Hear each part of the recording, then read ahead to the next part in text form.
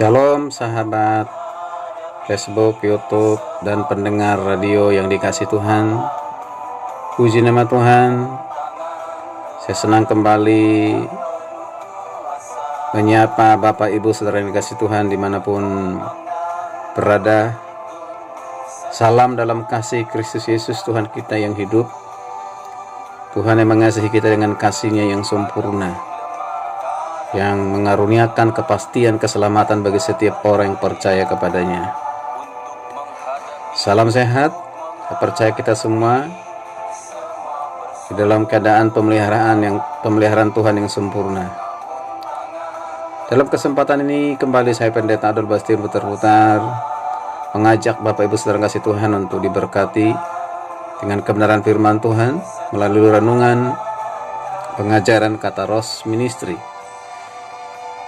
Firman Tuhan dalam kesempatan yang berbahagia ini kita baca dari Roma 12 ayat 17 sampai 21, Roma 12 ayat 17 sampai 21 dengan topik jangan membalas dendam.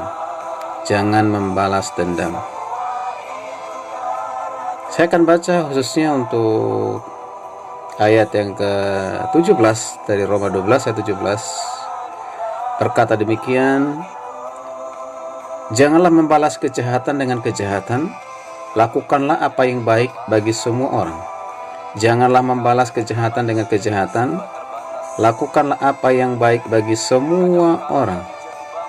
Kita berdoa. Tuhan Yesus, kami rindu mengerti firman-Mu. Urapi kami, tuntun kami ya Roh Kudus, supaya firman itu bukan saja kami mengerti, tapi menjadi bagian yang akan kami alami dalam kehidupan kami dan kami kerjakan, kami lakukan.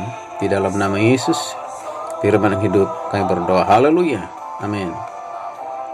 Bapak Ibu Saudara kasih Tuhan, dalam menjalani kehidupan kita tidak selamanya langkah yang kita tempuh mulus dan tanpa aral rintangan.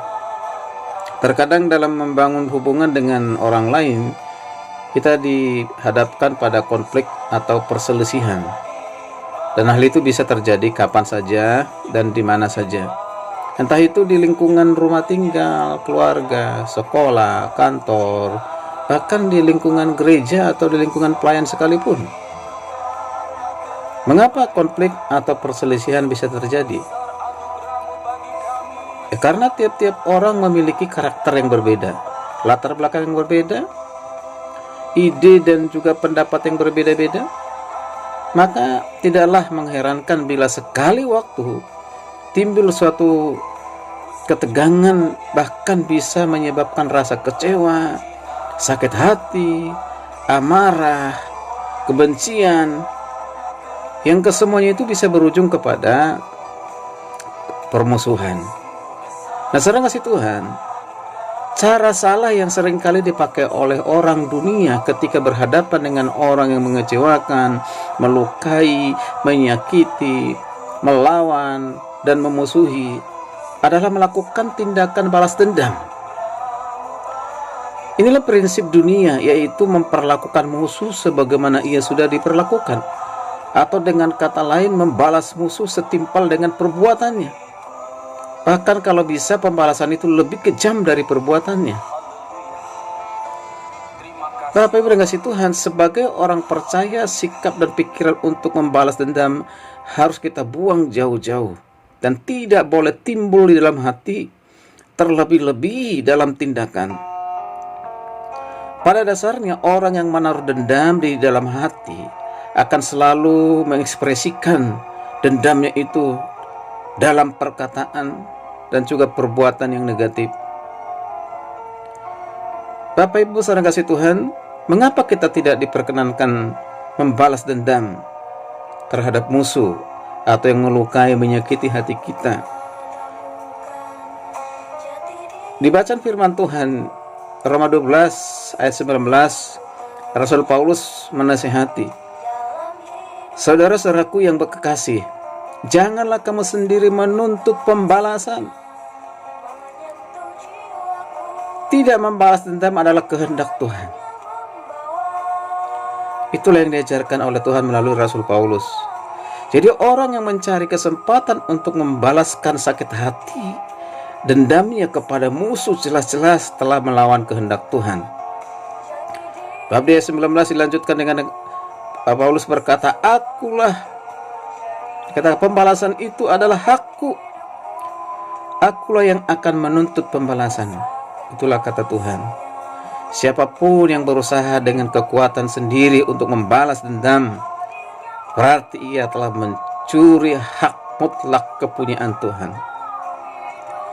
Terima kasih Tuhan, sahabat Facebook, pendengar radio yang kasih Tuhan, sahabat YouTube. Pembalasan itu bukan hak kita, melainkan hak Tuhan. Sepenuhnya haknya Tuhan. Ia punya cara dan waktu sendiri untuk menangani masalah kita. Janganlah balas kejahatan dengan kejahatan. Janganlah balas caci maki dengan caci maki.